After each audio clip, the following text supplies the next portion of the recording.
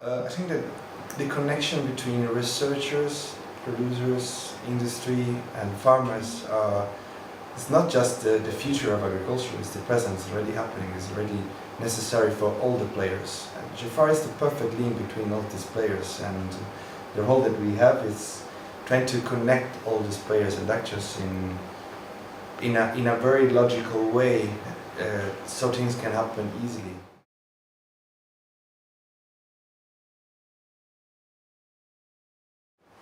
What's interesting about farmers' organizations is they can be very localized, but I think that GFAR gives an opportunity for them to connect across countries and at a global level, because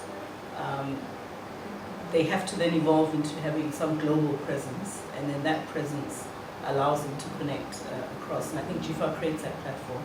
It also gives them an opportunity to connect with other people in the AR4D space, who are not necessarily in their home countries.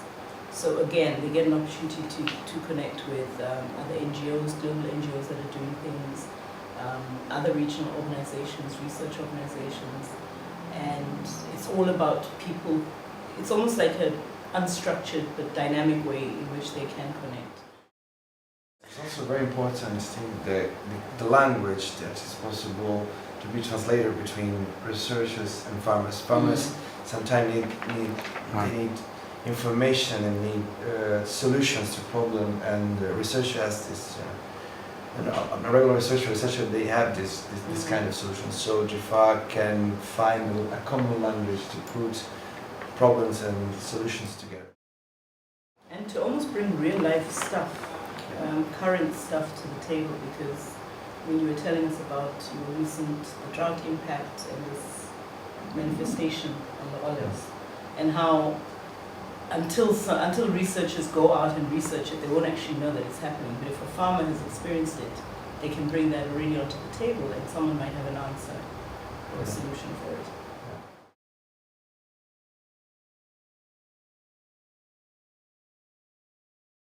Strategy is really about taking a decision and doing it.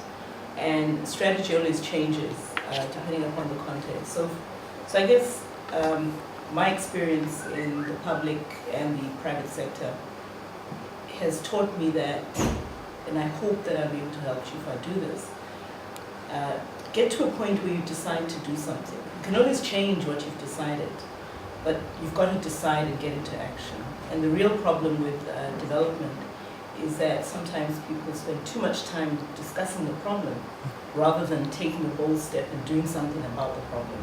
If they've taken the wrong step, you can always take another step.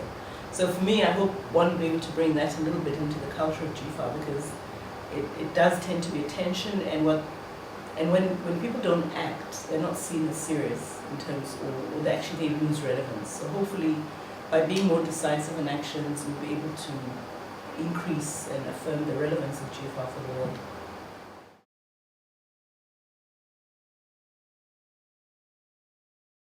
We're independent of a lot of the traditional homes and constituencies that exist.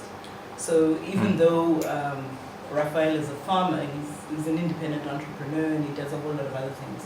So I think we will bring most, hopefully, independent, refreshing perspectives, and try to get GFAR to a place where it is comfortable in its positioning in the agricultural space.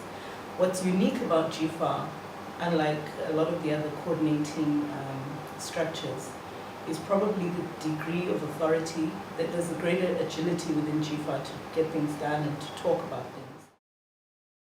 Hopefully we'll be able to add value to what's already been done, and as I said, we'll bring enthusiasm, if anything.